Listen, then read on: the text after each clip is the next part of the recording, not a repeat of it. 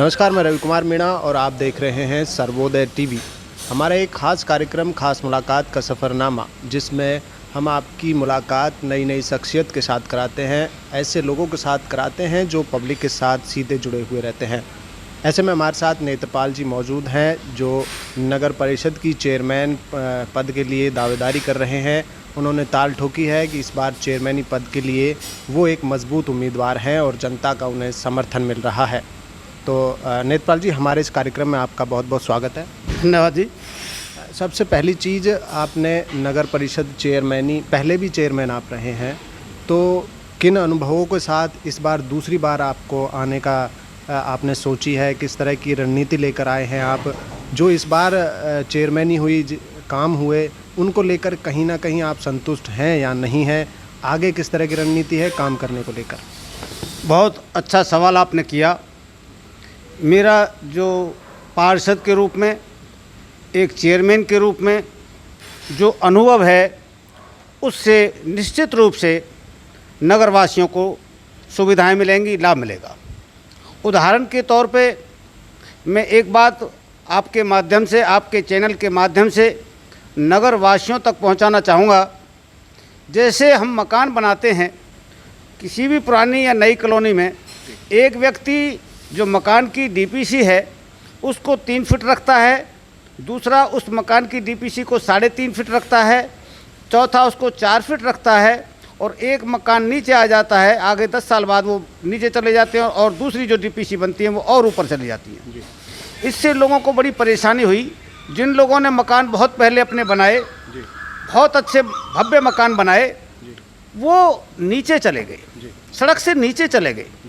इसके लिए मेरे अनुभव के आधार पर ये तय करना है और सख्ती से इसकी पालना की जाएगी कि जिस कॉलोनी में भी गली का, जैसे हम देंगे, सब लोगों को बुला करके मीटिंग, सबका सहयोग लेकर के एक मीटिंग करके ये तय करेंगे कि आज इस कॉलोनी में जो सबसे ऊंची डीपीसी है वो फलां की है, 3.5 फीट है, 3 फीट है, निर्धारित है। उससे ऊपर हम किसी भी व्यक्ति को डीपीसी नहीं बनाने देंगे।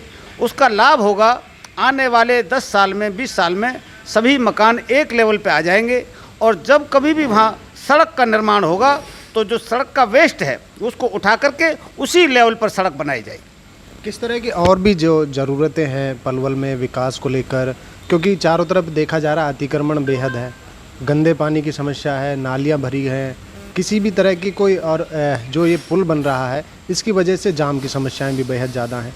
नगर परिषद में अगर चेयरमैनी के लिए आपको जनता आपको समर्थन करती है, आपको मौका देती है, दूसरी बार आपको मौका देती है, तो इस बार पिछले जो कार्यकाल रहा उससे क्या अलग करेंगे?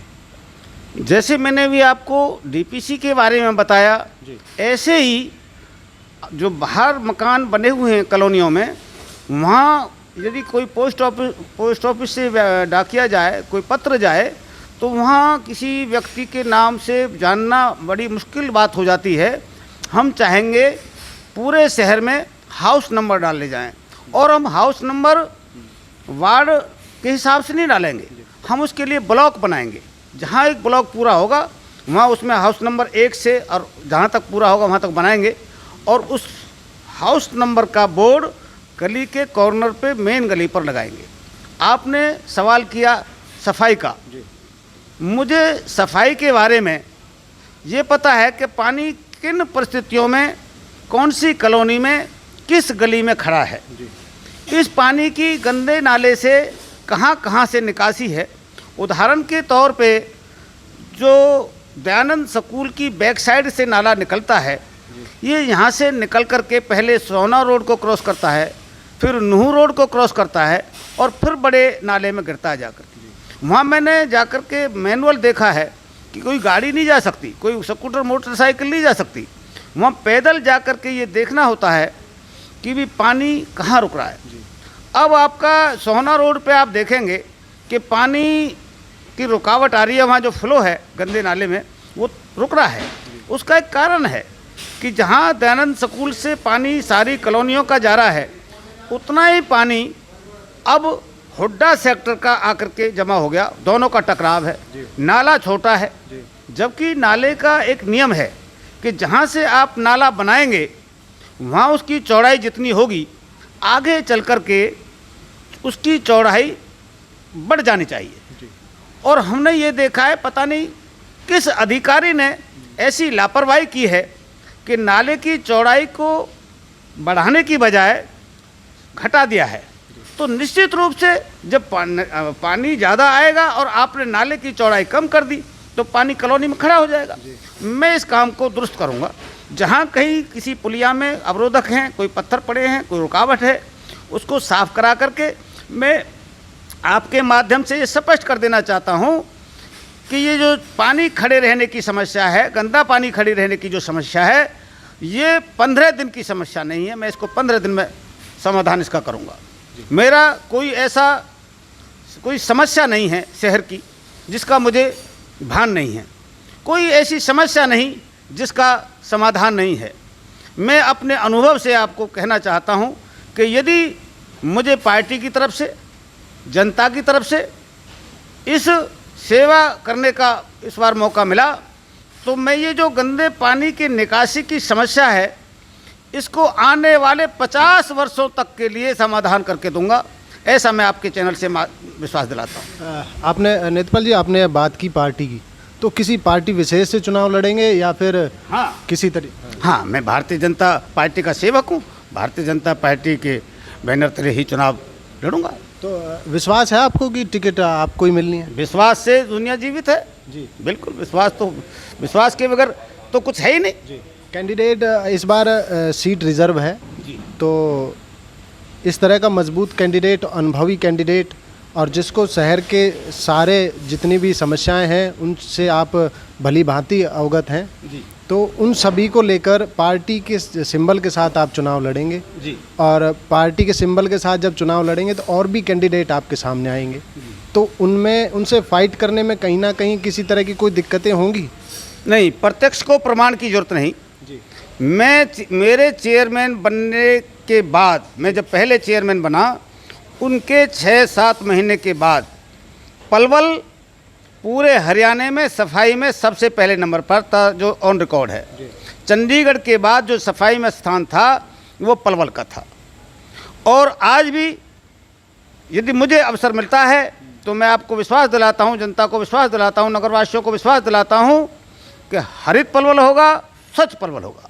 नेत्रपाल जी, इस बार भी चेयरमैन पार्टी से ही है, भारतीय जनता पार्टी से ही हैं, तो कहीं ना कहीं कोई कमियां रह गई हैं विकास में जिनको आप पार्टी के सिंबल पर चुनाव लड़ने के बाद, जीतने के बाद पूरा करेंगे? देखो, कोई भी व्यक्ति जो कुर्सी पे बैठता है, जो पद पर रहता है, अपनी तरफ से कभी भी ये नहीं चाहेगा कि भाई मुझे बुराई मिले, मैं कोई काम में कोताही बरतूं। लेकिन हालात होते हैं कि भाई हालात किन परिस्थितियों से जूझना होता है, इसके बारे में तो बेहतर ढंग से वही बताएंगे। नहीं, इस तरह के जीतने के बाद अगर हालात यहाँ भी इस तरह के हालात बनते हैं तो आप ये तो मान के चलो, पद की शोभा पात्र से और पात्र की शोभा पद से। यदि पात्र अच्छा है तो पद और दुगना अच्छा लगने लगता है। तो यदि पात्र अच्छा कोई भी नहीं है, चाहे मैं नहीं हूँ, मैं तो अपनी कहूँगा, तो फिर वो पद को भी नीचे ले जाएगा। तो मैं तो ये कहना चाहता हूँ कि यदि मुझे अवसर मिला तो पलवल सफाई में नहीं बल्कि विकास में, न केवल हरियाणा में, मेरा प्रयास होगा देश के जो सफाई, जो अच्छे शहर हैं उनसे मुकाबले में पलवल आएगा। नेत्रपाल जी, आपको जनता देख रही है, पलवल वासी देख रहे हैं, नगरवासी देख रहे हैं, कोई मैसेज आप, कोई सार्थक मैसेज डिलीवर करना चाहेंगे, कोई संदेश देना चाहेंगे? हाँ, ये आपने बहुत अच्छी बात कही। किसी भी कार्य के लिए जनता का सहयोग बहुत आवश्यक है। बिना जनता के सहयोग के, बिना शहरवासियों के सहयोग के कोई भी कार्य पूर्ण नहीं हो सकता। मैं जनता से अपील करूंगा कि आने वाले समय में इसमें सहयोग करें और अच्छे पात्र को चुनें। इसके साथ मैं आपका भी और नगरवासियों का भी धन्यवाद करूंगा। सभी को नमस्कार। आपका हमारे इस कार्यक्रम में आने पर बहुत बहुत धन्यवाद सर। हमारे साथ जुड़े हुए थे नेत्रपाल जी, जिन्होंने अपने रणनीतियाँ बताई, क्या आगामी दौर में करना है, किस तरह से पलवल का विकास करना है और किस पार्टी सिंबल पर चुनाव उन्हें लड़ना है। तो ऐसे और भी शख्सियत से आपकी मुलाकात कराते रहेंगे। तब तक देखते रहें सर्वोदय टीवी। नमस्कार।